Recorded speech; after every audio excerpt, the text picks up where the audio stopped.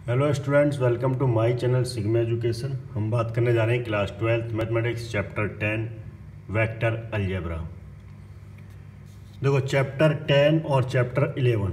Chapter 11 है 3 dimensional. दोनों chapter जो है एक दूसरे से रिलेटेड है। जिसको चैप्टर 10 आ गया तो वो 11 भी कर पाएगा, और जिसको 10 नहीं आता वो चैप्टर 11 3D भी नहीं हो पाएगी। हम बात करेंगे वेक्टर की। वेक्टर जब वैसे तो हम फिजिक्स में बहुत डिटेल में पढ़ते हैं, लेकिन यहाँ पर हम वेक्टर का जो मैथमेटिकल एनालिसिस है वो हम करेंगे। जो मैथमेटिकल टर्म्स हैं उसके बारे में बात करेंगे। अलजेब्रा की बात हो रही है तो यहाँ पर जो है आप लोग एडिशन है, सब्ट्रैक्शन है, मल्टीप्लिकेशन है, डिवीजन। डिवीजन होता नहीं है इसमें, तो हमारे पास 3 आएंगे ये अलजेब्रा में, एडिशन, सब्ट्रैक्शन और मल्टीप्लिकेशन। ठीक है, तो थोड़ा सा हम कॉन्सेप्ट जानेंगे फिजिक्स को लेकर, है ना। जो फिजिक्स थोड़ा सा लेंगे, ज़्यादा डिटेल में नहीं पढ़ेंगे, बाकी तो हम मैथमेटिक्स पर आ ही जाएंगे। ठीक है, तो एक टर्म आपने पढ़ी होगी फिजिकल क्वांटिटीज़, है ना, जो क्लास 9th में और 10th में जो फिजिक्स चैप्टर है साइंस में, है ना, तो उसमें आपने ज़रूर पढ़ा होगा फिजिकल क्वांटिटीज़। फिजिकल क्वांटिटीज़ क्या होती हैं? फिजिकल क्वांटिटीज़ जैसे आप डेली लाइफ में यूज़ करते हो, है ना। लेंथ कितने मीटर है, 1 मीटर है, 2 मीटर है, इस तरह से लेंथ हो गया, मास हो गया। ठीक है, मास जो हिंदी में बोलते हैं द्रव्यमान, कितने केजी है। स्पीड हो गई, स्पीड और वेलोसिटी है, फोर्स है, वॉल्यूम है, ईटीसी। बहुत सारी फिजिकल क्वांटिटीज है जो आप डेली लाइफ में उसको आप लोग यूज भी करते हो, है ना। ठीक है, ये फिजिकल क्वांटिटीज 2 तरह की होती हैं। फिजिकल क्वांटिटीज 2 तरह की होती हैं। वो 2 तरह की कौन सी होती है मैं आपको बताता हूं। एक वो कहते हैं स्केलर क्वांटिटीज, दूसरी होती है वेक्टर क्वांटिटीज। एक होती है हमारे पास स्केलर क्वांटिटीज, दूसरी होती है वेक्टर क्वांटिटीज।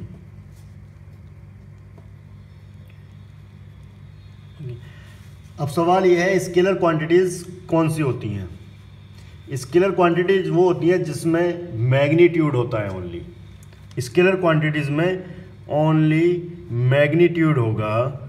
फॉर एग्जांपल, किस तरह से, जैसे हमने बोला 1 kg जो शुगर होती है, चीनी, वो लेकर आओ, है ना। एग्जांपल 1 kg, ये 1 kg क्या है, हमने ले लिया शुगर है ना, 1 किलो शुगर।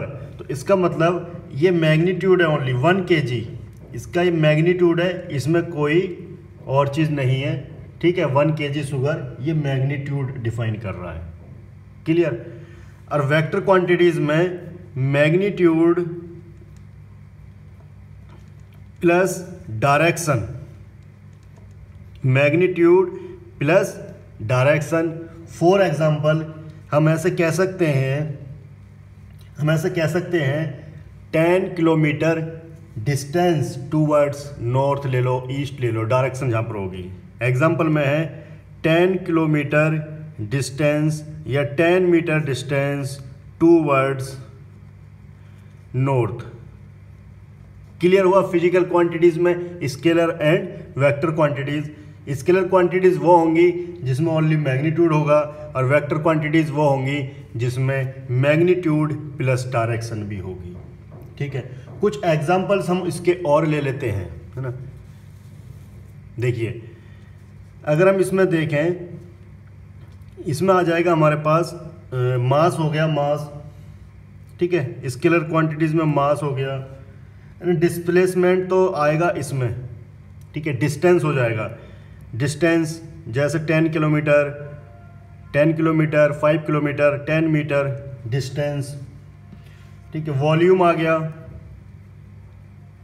स्पीड है, ये सब क्या है, ये स्केलर क्वांटिटीज है। और भी बहुत सारी हो सकती हैं।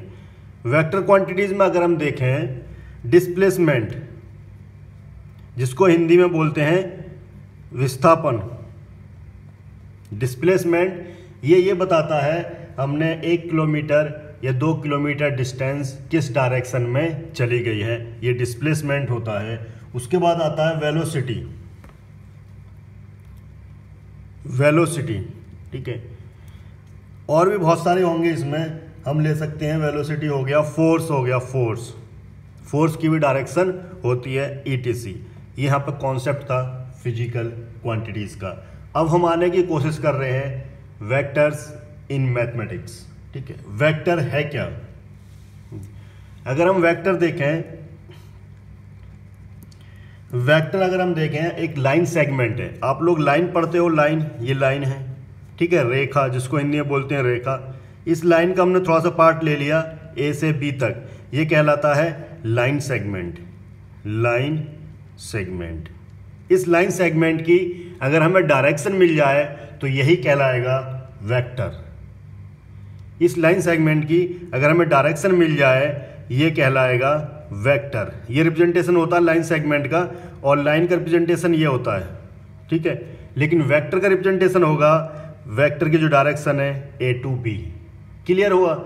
इस लाइन सेगमेंट में अगर हम डायरेक्शन मिल जाए तो ये कहलाएगा वेक्टर। क्लियर है? बिल्कुल डेफिनेशन बहुत सिंपल वर्ड्स में, बहुत सिंपल भाषा में मैं बताना चाह रहा हूँ, ठीक है, जो जिससे आप लोग एकदम क्लियर हो जाए। कॉन्सेप्ट क्लियर करना है आपको, ठीक है।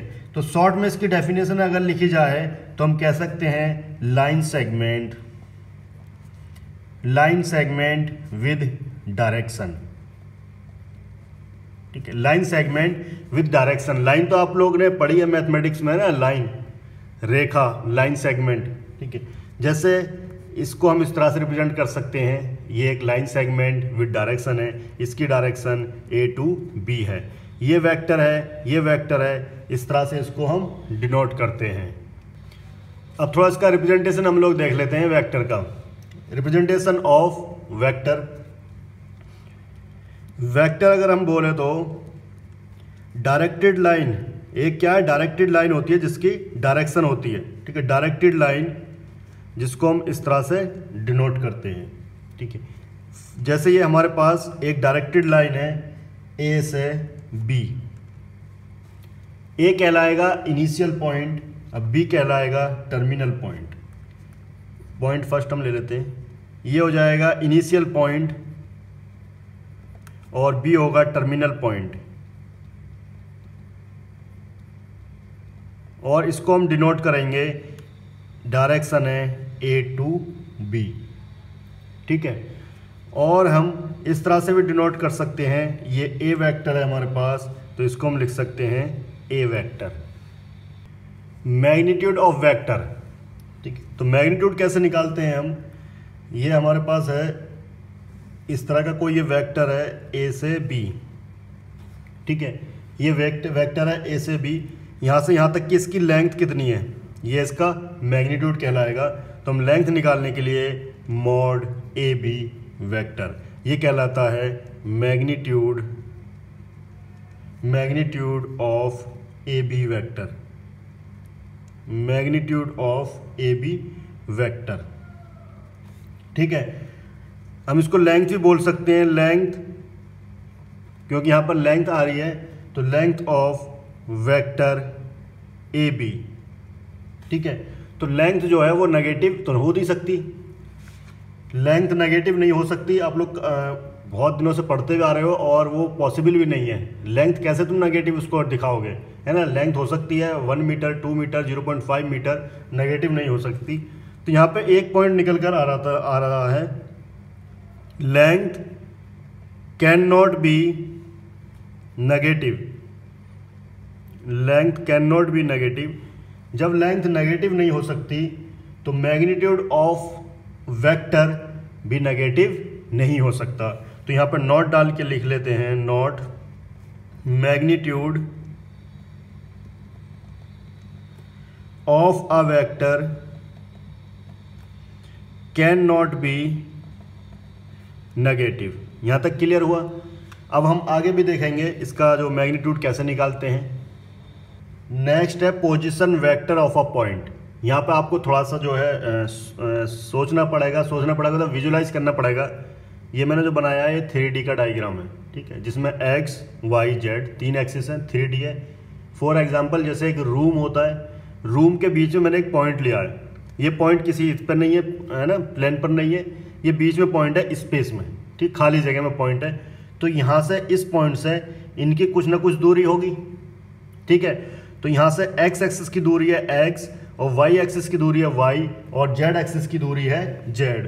फॉर एग्जाम्पल यहाँ से यहाँ तक जैसे सपोज करो ये डिस्टेंस है कितनी x, क्लियर। और यहाँ से यहाँ तक इसकी डिस्टेंस होगी हमारे पास ये है, यहाँ से यहाँ तक डिस्टेंस कितनी होगी y एक्सिस पर y, ठीक है। और यहाँ से यहाँ तक डिस्टेंस होगी इसकी z, ठीक है। तो यहाँ से ये पॉइंट है हमारे पास PXY, यहाँ पर जो x एक्सिस है वो x डिस्टेंस पर है, y एक्सिस से y डिस्टेंस पर है, z एक्सिस से z डिस्टेंस पर है। तो हमें जो लेंथ निकालनी है वो ओरिजिन से लेकर P बिंदु तक इसकी लेंथ हमें निकालनी होगी। तो इसकी लेंथ कैसे निकालेंगे हम, डिस्टेंस फार्मूला से इसकी लेंथ निकालेंगे। तो यहाँ पर जो आएगा, यहाँ पर आएगा मैग्नीट्यूड ऑफ OP, ठीक है, OP की डिस्टेंस, मैग्नीट्यूड ऑफ OP का मतलब OP की जो लेंथ है वो कितनी होगी। तो मैं यहाँ लिखने जा रहा हूँ OP वेक्टर क्या है, position vector of point P, ठीक है। OP जो है position vector of point P। तो OP का जो मैग्नीट्यूड अगर हम निकालेंगे, इसका मैग्नीट्यूड हो जाएगा डिस्टेंस फार्मूले से x माइनस 0 का whole square plus y minus 0 का whole square plus z minus 0 का होल स्क्वायर। तो ये आ जाएगा हमारे पास x square plus y square plus z square, ये पोजीशन वेक्टर है। नेक्स्ट हम बात करते हैं टाइप्स ऑफ वेक्टर, कितने प्रकार के जो वेक्टर हैं। फर्स्ट है इसमें जीरो वेक्टर और उसको नल वेक्टर भी कहते हैं। एनी वेक्टर ऑफ मैग्नीट्यूड 0, ऐसा वेक्टर जिसका मैग्नीट्यूड 0 हो उसको जीरो वेक्टर या नल वेक्टर कहते हैं। इसको हम इस तरह से भी डिफाइन करते हैं। और अगर हम देखें कोई वेक्टर है A, उसका मैग्नीट्यूड कितना है 0, मैग्नीट्यूड मतलब ये हम मॉड कर देते हैं इसका मैग्नीट्यूड निकल कर आता है, क्लियर। सेकंड पॉइंट है जीरो वेक्टर में डायरेक्शन ऑफ जीरो वेक्टर, ठीक है। डायरेक्शन कैसी होगी जीरो वेक्टर की, अनडिफाइन होगी, इनडिटर्मिनेट होगी, ठीक है। तो मैं लिख देता हूं direction of zero undefined, direction of zero vector क्या होगी, अनडिफाइन होगी, जिसको हम डिफाइन नहीं कर सकते किधर इसकी डायरेक्शन है, या इनडिटर्मिनेट हम बोल देते हैं, इनडिटर्मिनेट, क्लियर। तो साथ के साथ इसको नोट करते चलना, इंपॉर्टेंट पॉइंट है ये। और इसमें थर्ड पॉइंट है एग्जाम्पल, अगर हम देखेंगे एग्जाम्पल क्या है जीरो वेक्टर का, पॉइंट वेक्टर जिसका डिस्प्लेसमेंट कैसा होना चाहिए, 0 होना चाहिए, हिंदी में बोलते हैं विस्थापन। डिस्प्लेसमेंट कैसा हो, 0। सेकंड नंबर पर आता है यूनिट वेक्टर। सेकंड नंबर पे यूनिट वेक्टर, इसको हम डिनोट करते हैं, डिनोटेड बाय ए, कोई वेक्टर है उसको हम डिनोट करेंगे कैप से, ए कैप, ठीक है। इसका मैग्नीट्यूड कितना होगा 1 यूनिट। फर्स्ट पॉइंट हम इसमें लिखेंगे magnitude of unit vector, magnitude कितना होगा इसका 1 यूनिट, ठीक है। और हम इसको यूनिटी भी बोल देते हैं, ठीक है। 1 यूनिट इसका मैग्नीट्यूड होगा। सेकंड पॉइंट है इसमें, हम इसको इस तरह से भी डिनोट कर सकते हैं, ये मैग्नीट्यूड है यूनिट वेक्टर का कितना 1, ये आपको देखने को मिलेगा, ठीक है। सेकंड पॉइंट कैसे इसको कैलकुलेट करते हैं, A cap is equal to A vector upon में मैग्नीट्यूड ऑफ ए वेक्टर, ठीक है। इस तरह से हम इसको डिनोट करेंगे। यहां से अगर हम निकालेंगे ए वेक्टर, ये हो जाएगा हमारे पास ए यूनिट मतलब ए कैप और मैग्नीट्यूड ऑफ ए वेक्टर, ठीक है। ये मैग्नीट्यूड है इसका, और ये दर्शाएगा, ये शो करेगा डायरेक्शन, ठीक है, अगर हमें डायरेक्शन निकालनी है तो हमें यूनिट वेक्टर ए कैप निकालना होगा। यहां पर नोट करके मैं लिख रहा हूं I cap, J cap, K cap are unit vector हैं ये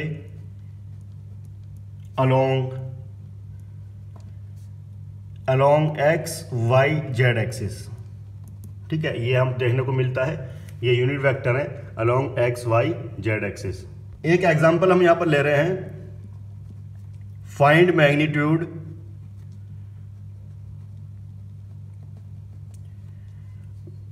magnitude of A vector I cap minus 2j cap plus 2k cap and unit vector. इसका हमने एग्जांपल के लिए समझने के लिए एक एग्जांपल लिया है। यूनिट वेक्टर मैग्नीट्यूड निकालना है इस वेक्टर का और इसका यूनिट वेक्टर निकालना है। ठीक है, तो मैग्नीट्यूड मैंने बताया था कैसे निकालना है। मैग्नीट्यूड को हम दर्शाते हैं इसमें मॉड में इजिकल टू, यहाँ पे इसका जो कोफिशिएंट है आई कैप का 1 का स्क्वायर, ये हो जाएगा प्लस माइनस 2 का स्क्वायर प्लस 2 का स्क्वायर, तो ये हो जाएगा हमारे पास 1 प्लस 4 प्लस 4, ये हो जाएगा 9 रूट में, इसकी वैल्यू आ गई 3। तो ये तो आ गया हमारे पास मैग्नीट्यूड। तो यूनिट वेक्टर हम कैसे निकालते हैं, A cap is equal to A vector upon में magnitude of A vector. A vector है हमारे पास I minus 2j plus 2k upon में 3, तो यहाँ से हम 1/3 कॉमन ले लेंगे, तो ये हो जाएगा आई माइनस 2j प्लस 2k। ये हमें कैलकुलेट हो गया यूनिट वेक्टर। तीसरा है को इनिशियल वेक्टर। नाम से ही पता लग रहा है को इनिशियल, इनिशियल मतलब जिनका स्टार्टिंग पॉइंट सेम हो, ऐसे वेक्टर्स जिनका स्टार्टिंग पॉइंट सेम हो। फॉर एग्जांपल ये हमारे पास वेक्टर है, ये ए बी और ये हो जाएगा सी, ये एंगल होगा कितना थीटा, तो इनका स्टार्टिंग पॉइंट ए है। ए बी वेक्टर और ए सी वेक्टर का स्टार्टिंग पॉइंट ए है, तो हम यहाँ पे कह सकते हैं A B vector and A C vector are को इनिशियल वेक्टर।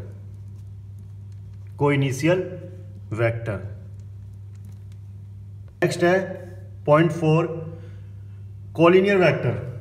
इसमें आपको एक चीज ध्यान रखना है, बहुत इंपॉर्टेंट चीज है।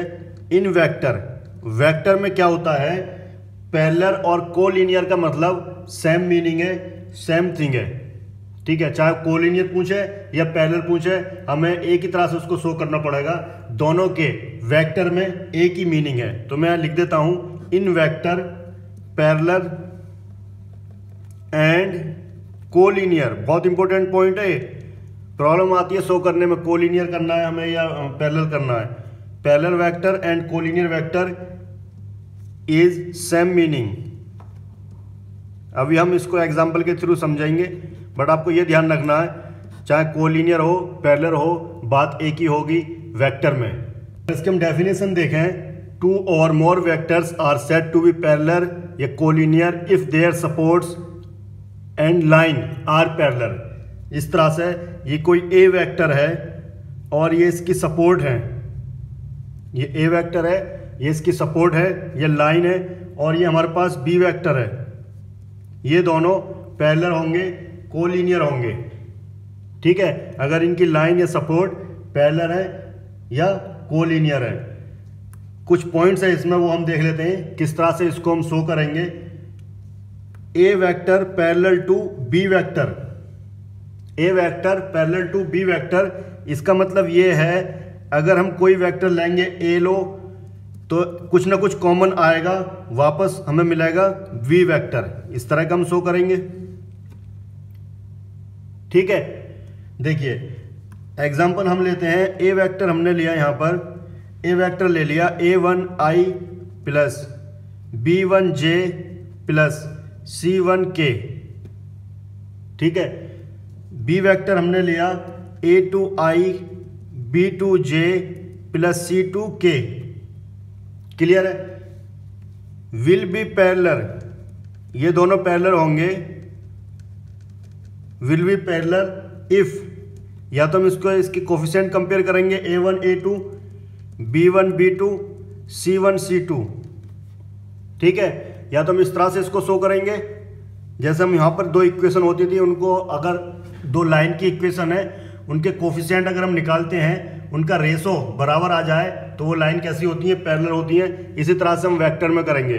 दूसरा हम इसको इस तरह से कर लेंगे, जैसे ए वेक्टर है हमारे पास i प्लस जे प्लस के, ठीक है, और बी वेक्टर हम ऐसा लेंगे कुछ ना कुछ कॉमन मिलने के बाद हमें वापस ए मिल जाए, जैसे 2i plus 2j plus 2k। जब इसमें से हम 2 कांस्टेंट लेंगे, लेमडा की वैल्यू यहाँ पर 2 आएगी, यहाँ से 2 हम कॉमन लेंगे, सॉरी इसमें कॉमन लेंगे तो वापस हमें ये मिल जाएगा। देखिए B vector is equal to 2 common लिया हमने i प्लस जे प्लस के, तो यहाँ से हम लिख सकते हैं b is equal to 2 vector a।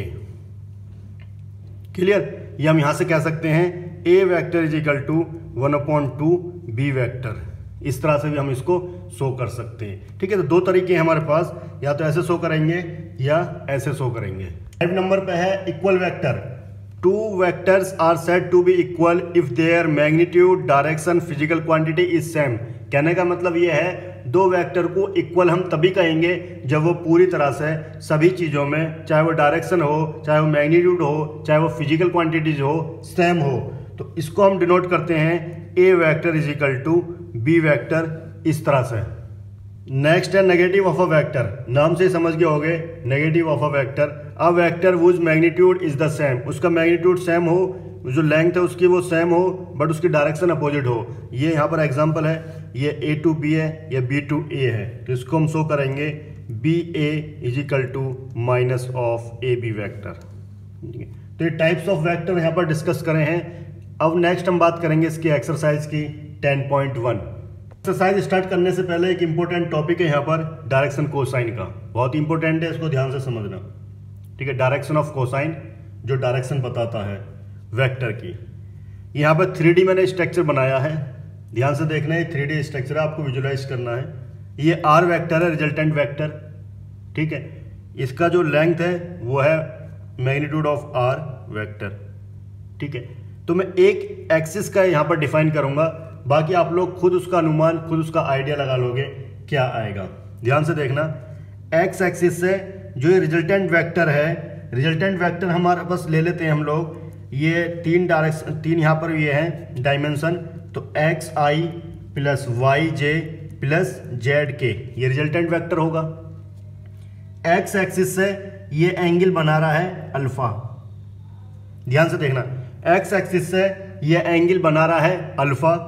ये इस तो मैंने परपेंडिकुलर ड्रॉ करा, यहाँ पर जो ये ट्रायंगल बन गया, ये ओरिजिन है ना, ये ट्रायंगल बन गया। इसको हम पॉइंट ले लेंगे, ए ले लो, इसको बी ले लो, ओ ए बी, ये एक ट्रायंगल बन गया। मुझे चाहिए x की वैल्यू, इस x की वैल्यू चाहिए। कहने का मतलब ये है मुझे चाहिए ये वाली डिस्टेंस, ये यहाँ से यहाँ तक x एक्सिस पर हमने मान लिया x, तो मुझे x की वैल्यू चाहिए, x की वैल्यू मुझे ये चाहिए होगी। अब मुझे ये देखना है, ये एंगल दे रखा है हमें अल्फा, ये है हमारे पास हाइपोटेन्यूज, ये है बेस। ये किस में यूज होता है? ये यूज होता है कॉस में। तो यहाँ से अगर मैं तुमसे पूछूं कॉस अल्फा क्या होगा? Base upon hypotenuse. बेस है हमारे पास ax और हाइपोटेन्यूज है मैग्नीट्यूड ऑफ r। यहाँ से x की वैल्यू आ गई r मैग्नीट्यूड कॉस अल्फा। ध्यान से देखना, ये x की वैल्यू यहाँ पर आ गई है। इसी तरह से y एक्सिस से जो एंगल बना रहा है, ये बना रहा है बीटा, यहाँ से परपेंडिकुलर हम लोग डालेंगे। इसी तरह से z एक्सिस से ये एंगल बना रहा है कितना? गामा, ठीक है, ये गामा एंगल बना रहा है। तो कहने का मतलब ये है, तो y की डिस्टेंस कितनी होगी? y की वैल्यू, तो y की वैल्यू आ जाएगी r कॉस बीटा और z की वैल्यू आ जाएगी r कॉस गामा। किसी को दिक्कत नहीं आनी चाहिए यहाँ तक, ठीक है। उसी तरह से हमें विजुलाइज करना है क्योंकि 3D में है। यहाँ से इस रिजल्टेंट जो r वेक्टर का जो एंगल है वो है गामा। अब इन तीनों की वैल्यू मैं पुट करने जा रहा हूँ यहाँ पर r में, ठीक है। तो ये आ जाएगा हमारे पास r vector is equal to modulus of r cos alpha i plus R, ये हो जाएगा cos beta J plus R cos gamma K. यहाँ तक क्लियर हुआ? ध्यान से इसको देखना, ठीक है।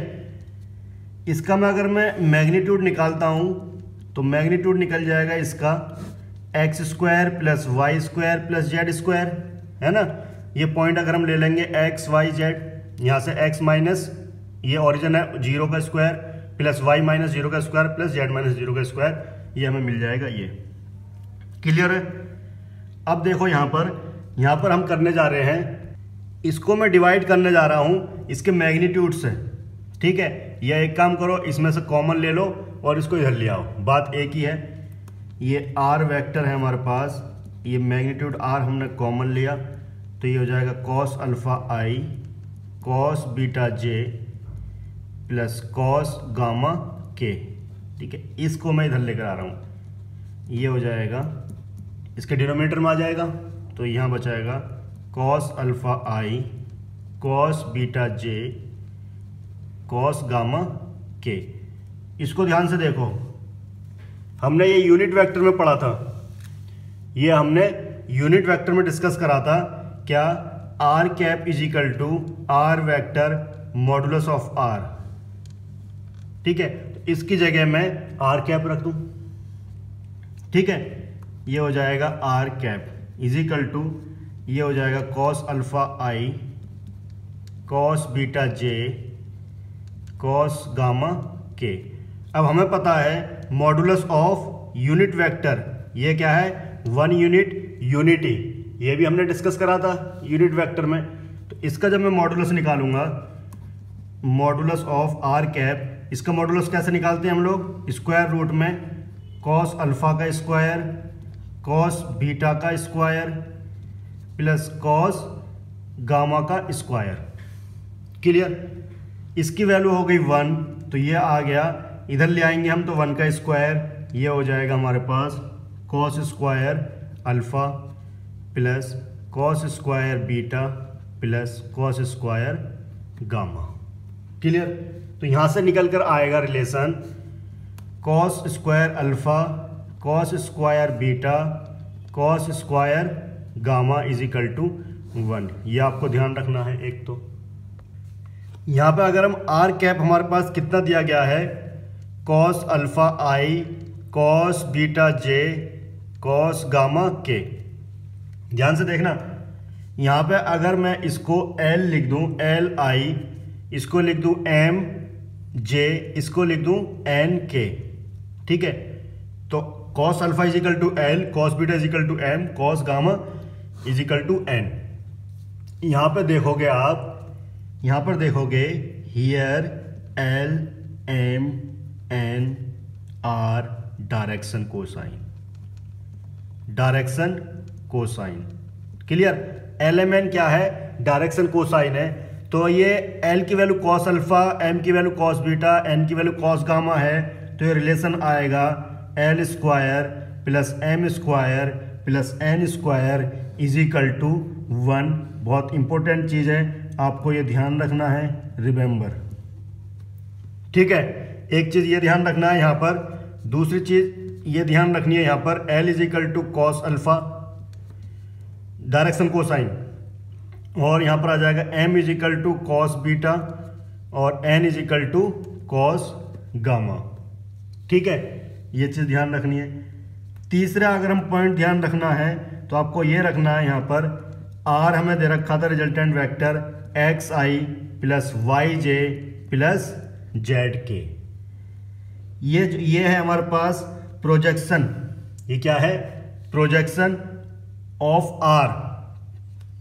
ये लिख देता हूं मैं, projection of R on X axis पर, जो रिजल्टेंट है उसका प्रोजेक्शन है एक्स एक्सिस पर। इसी तरह से ये वाई एक्सिस पर है, ये जेड एक्सिस पर है।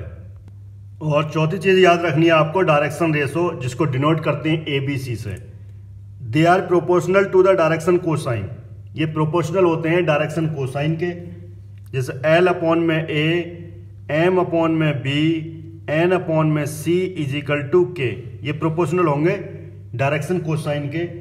कहने का मतलब यह है डायरेक्शन कोसाइन एक ही होंगे, यूनिक होंगे, बट डायरेक्शन रेशो इनफाइनाइट होंगे। फॉर एग्जाम्पल जैसे हमारे पास हैं डायरेक्शन कोसाइन अगर हम लेते हैं 1:2:3, इससे छोटा जो है कुछ नहीं आएगा, ये यूनिक है। लेकिन अगर हम इसके प्रोपोर्शनल देखेंगे, 2, 4, 6 है ना, 4, 8, 12, 8, 16, 24 इनफाइनाइट होंगे। ठीक है, तो आपको ये ध्यान रखना है डायरेक्शन रेशो जो होते हैं वो इनफाइनाइट होते हैं, बट डायरेक्शन कोसाइन यूनिक होंगे। तो मैं यहां पे लिख भी देता हूं, डायरेक्शन कोसाइन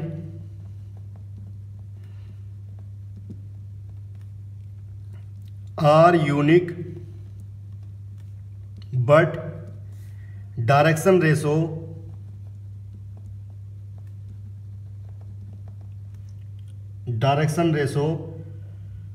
आर इनफाइनाइट। ठीक है, अभी जो हम क्वेश्चन सॉल्व करेंगे तो आपको और अच्छे से समझ में आ जाएगा किस तरह से हम फाइंड आउट करते हैं। Exercise 10.1 question number 1, represent the graphically a displacement of 40 kilometre and 30 degree east of north. ठीक है, 30 डिग्री ईस्ट ऑफ नॉर्थ। तो यहाँ पे हमें ग्राफिकली शो करना है, इसको हम ग्राफिकली शो करेंगे। तो ज़्यादा कुछ नहीं करना है इसमें, खाली हम रिप्रेजेंट कर देंगे। ये हमारे पास यहाँ पर जो है कन्वेंशन है, ये नॉर्थ है, ये साउथ हो जाएगा हमारे पास, ये वेस्ट हो जाएगा, ये ईस्ट हो जाएगा। ये बोल रहा है east of north. East of north का मतलब है ये नॉर्थ से 30 डिग्री पर, नॉर्थ से 30 डिग्री पर। और कितने डिस्टेंस है ये डिस्टेंस होगी 40 किलोमीटर। ये हमें शो करना था। ठीक है, क्वेश्चन नंबर 2 है, classify the following measures as scalars and vectors. हमें जो क्लासिफाई करना है, जो मेजर्स दे रखे हैं वो स्केलर्स है या वेक्टर्स है।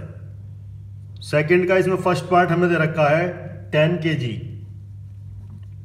10 kg देखकर ही लग रहा है ये स्केलर क्वांटिटी है, कोई इसमें डायरेक्शन नहीं पता चल रही। इसमें क्या है, ओनली मैग्नीट्यूड है, ओनली मैग्नीट्यूड, कोई डायरेक्शन इसमें नहीं है, इसलिए जो है ये स्केलर क्वांटिटी है, स्केलर क्वांटिटी। सेकंड में हमें दिया गया है इसमें 2 मीटर्स नॉर्थ वेस्ट। ठीक है, 2 मीटर्स दिया गया है नॉर्थ वेस्ट। ये तो देखकर ही पता लग रहा है भाई इसमें डायरेक्शन है। भाई 2 मीटर डिस्टेंस नॉर्थ वेस्ट की साइड, साफ साफ पता लग रहा है। तो ये क्या है, वेक्टर क्वांटिटी है। थर्ड में दिया है 40 डिग्री। 40 डिग्री से क्या है, डिग्री किसको मेजर करता है, एंगल को। 40 डिग्री एंगल किधर है, किस डायरेक्शन में, कोई पता नहीं। तो ये क्या होगा, स्केलर।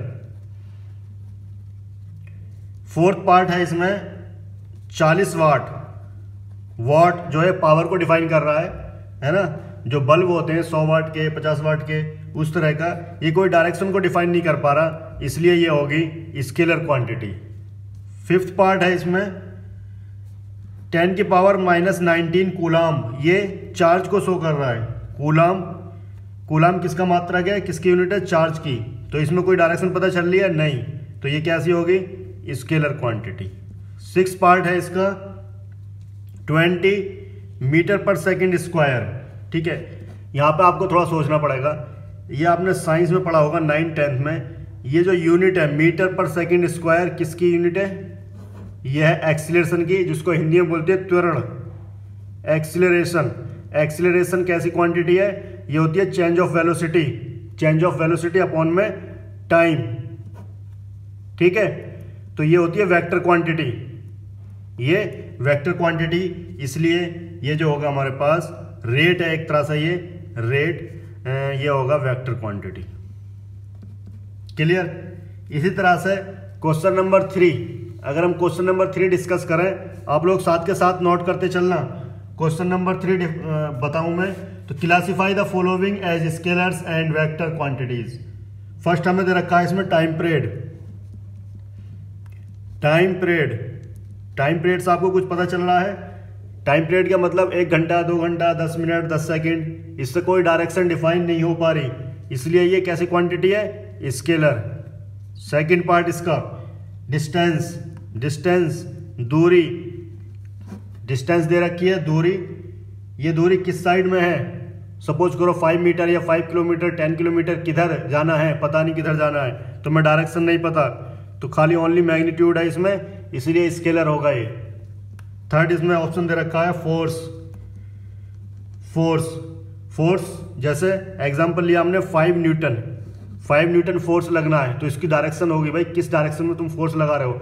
फॉर एग्जांपल धक्का मारना है तुम्हें दीवार में या किसी कार में या बाइक में, तो डायरेक्शन पता है ना, डिफाइन है, इधर जाना, हम इधर धक्का मारेंगे तो उधर जाएगी वो, ठीक है। तो इसलिए ये होगी वेक्टर क्वांटिटी। इसका है फोर्थ पार्ट वेलोसिटी। वेलोसिटी में पहले ही बता चुका हूं, वेलोसिटी इज इक्वल टू होता है डिस्प्लेसमेंट। डिस्प्लेसमेंट कैसी क्वांटिटी है, वेक्टर क्वांटिटी है अपॉन टाइम, ठीक है। इसकी यूनिट होती है मीटर पर सेकंड, वेलोसिटी दे रखा है। लेकिन अगर स्पीड देता वो, स्पीड कैसी क्वांटिटी है, स्केलर, ध्यान रखना, और दोनों की यूनिट सेम है वेलोसिटी। वेलोसिटी कैसी है, वेक्टर क्वांटिटी। अगर कोई कार या बाइक जा रही है किसी स्पीड से, स्पीड तब कहेंगे जब हमें डायरेक्शन नहीं पता होगी। अगर हमें पता है हमें लाल किले जाना है बाइक से, तो डायरेक्शन डिफाइन है, तो वेलोसिटी होगी, वो वेक्टर क्वांटिटी होगी। क्लियर हुआ। और उसके बाद इसका फिफ्थ पार्ट है हमारे पास, ये तो वेक्टर क्वांटिटी होगी। फिफ्थ पार्ट है वर्क, है ना, वर्क डन। फिफ्थ पार्ट हमें दिया गया है वर्क डन। वर्क डन की कोई पर्टिकुलर डायरेक्शन नहीं है, यह है product of two vector quantities. W से डिफाइन करते हैं इसको, F.D, ठीक है। यह है product of two vector quantity. इसका क्या होगा, स्केलर होगा, ठीक है। डॉट प्रोडक्ट है तो इसका क्या होगा, स्केलर। तो वर्क डन कैसी क्वांटिटी है, scalar quantity. Question number 4 in figure हमें दे रखा है, फिगर में स्क्वायर बना हुआ है जिसको हिंदी में वर्क बोलते हैं। आइडेंटिफाई द फॉलोइंग वेक्टर्स, हमें 3 यहाँ पर क्वेश्चन पूछे हैं उन्होंने, उनको आइडेंटिफाई करना है कौन कौन से वेक्टर है। सबसे फर्स्ट है इसमें को इनिशियल, नाम से ही पता चल रहा है coinitial, starting point same. अब स्टार्टिंग पॉइंट सेम किनका है, ए वेक्टर और डी वेक्टर का। Starting point same A vector और डी वेक्टर का, तो को इनिशियल वेक्टर हो जाएंगे A vector and D vector. Second है इक्वल। जब इक्वल वेक्टर की हमने डेफिनेशन पढ़ी थी तो मैंने उसमें बताया था सभी तरह से इक्वल हो, चाहे वो मैग्नीट्यूड हो, फिजिकल क्वांटिटीज हो और डायरेक्शन हो, ठीक है। तो स्क्वायर है, इसका मतलब चारों, जो इसका मैग्नीट्यूड है, जो लेंथ है, चारों की बराबर होगी। अब हमें ये देखना है जिसमें डायरेक्शन सेम हो, डायरेक्शन सेम डी, और ये बी वेक्टर है, ठीक है। तो इक्वल वेक्टर हो जाएंगे B vector and D vector. Next है कोलिनियर बट नॉट इक्वल।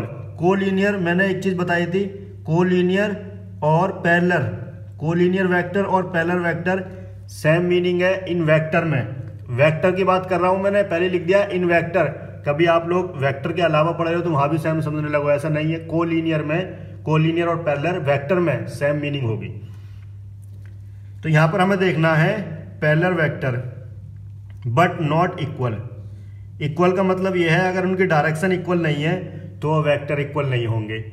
तो यहां पर जो अगर मैग्नीट्यूड हम इसका देखें तो मैग्नीट्यूड तो सभी का बराबर है, और ये और देख ले हम, डायरेक्शन सेम नहीं होनी चाहिए, है ना, डायरेक्शन सेम नहीं होनी चाहिए। अब यहां पर अगर हम इसको देखते हैं, ए वेक्टर को और सी वेक्टर को देखें, ठीक है, ए वेक्टर और सी वेक्टर को देखें, ये कोलिनियर तो हैं बट ये इक्वल नहीं है, ठीक है। तो इसमें जो आएगा कौन सा आ जाएगा, ए वेक्टर एंड सी वेक्टर। अब आप बोलोगे भाई BRD क्यों नहीं बताया। BRD इसलिए नहीं है क्योंकि इनकी डायरेक्शन सेम है। जब डायरेक्शन सेम हो गई, मैग्नीट्यूड सेम हो गई, तो इक्वल वेक्टर हो गया। बट यहाँ पे पूछा है इसने नॉट इक्वल, इसलिए इसका आंसर A एंड C होगा। Question number 5 answer the following as true और फॉल्स हमें बताना है। इसमें फर्स्ट हमें दिया गया है A and minus A vector are collinear. बिल्कुल हो सकते हैं कोलिनियर, अभी हमने लास्ट क्वेश्चन में पढ़े थे, कोलिनियर बट नॉट इक्वल, है ना। जैसे फॉर एग्जांपल हम इस तरह से इसको डिफाइन कर सकते हैं, ये हमारे पास A वेक्टर है, ठीक है, और इसकी डायरेक्शन दूसरे की इधर है, तो ये होगा माइनस ए वेक्टर। क्लियर? तो ये कोलिनियर है, कोई दिक्कत नहीं है। कोलिनियर मतलब पैरेलल, है ना, पैरेलल हो। क्लियर है? ठीक है, तो इसका जो आंसर होगा ट्रू हो जाएगा, इसका ट्रू हो जाएगा। सेकंड इसमें पूछा है, सेकंड में पूछा है two collinear vector are always equal in the magnitude. Two collinear vector, चलो मैं लिख देता हूं यहां पर, two collinear vector, two collinear vectors are always दिया है यहां पर, ध्यान से देखना, ऑलवेज इक्वल इन मैग्नीट्यूड। ठीक है, ये देखते लग रहा है हमें गलत है, ये फॉल्स है। ठीक है, क्यों? क्योंकि लास्ट क्वेश्चन में हमने देखा था टू कोलिनियर वेक्टर, बट वो इक्वल नहीं थे। यहाँ पे बोला ऑलवेज इक्वल इन मैग्नीट्यूड। ठीक है, तो ऐसा नहीं होता। देखिए यहाँ पर कोलिनियर वेक्टर एक ये बना रहा हूँ, एक ये बी वेक्टर, ये ए वेक्टर, ये बी वेक्टर, दोनों कोलिनियर है, दोनों पैरेलल है, बट इनका मैग्नीट्यूड सपोज करो ये 10 यूनिट है इसकी लेंथ, और इसकी 8 यूनिट है, सॉरी इसकी जो है 12 यूनिट ले लेते हैं या 15 यूनिट, कोई दिक्कत नहीं है, अलग अलग लेंथ के हैं ये। ठीक है, क्लियर? इसके बाद है इसमें थर्ड पॉइंट। थर्ड में हमें दिया गया है, थर्ड पॉइंट में है टू वेक्टर्स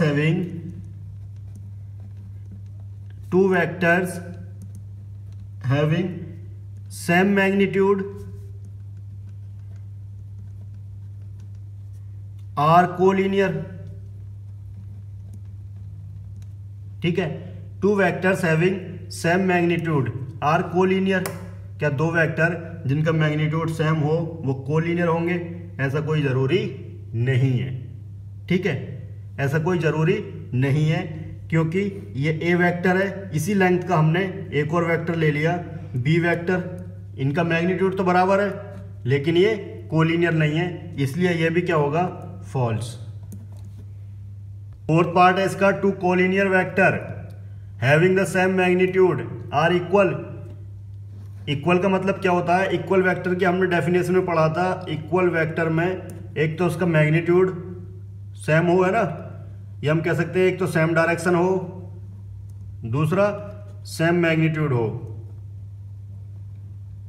यहां पे बोला है इसने सेम मैग्नीट्यूड आर इक्वल, लेकिन कोलिनियर, कोलिनियर का मतलब पैरेलल भी। ठीक है, हमारे पास एक वेक्टर ये दे रखा ए वेक्टर, दूसरा दूसरी डायरेक्शन में दे रखा बी वेक्टर, ये इक्वल तो है नहीं। ठीक है, लेकिन कोलिनियर है, पैरेलल है, तो इसलिए ये भी होगा हमारे पास फॉल्स। तो ये एक्सरसाइज 10.1 कंप्लीट हो गई है। आप लोगों को कुछ समझ नहीं आया या कोई सा कॉन्सेप्ट समझ नहीं आया, आप लोग कमेंट करके मुझे ज़रूर बताएं, और वीडियो कैसी लगी वो भी ज़रूर बताएं। अगर आप न्यू हैं हमारे चैनल पर तो सब्सक्राइब कर लें वीडियो के नोटिफिकेशन के लिए। Thank you.